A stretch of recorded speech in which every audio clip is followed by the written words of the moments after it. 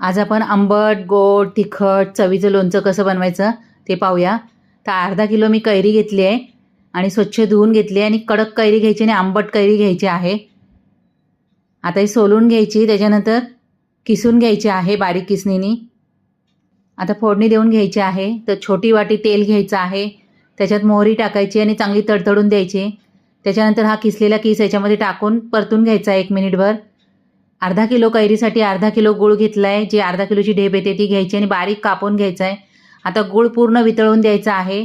त्याच्यानंतर टाकायचा आहे सुंठ पावडर 1 चमचा, 1 चमचा टाकायचा आहे जिरा पावडर, 2 चमचे घेतलेले आहे काश्मीरी मिरची पावडर, मीठ टाकायचं आहे 1 चमचा आणि सगळं छानपैकी आता मिक्स करून घ्यायचं आहे आणि शिजून द्यायचं आहे 15 मिनटं.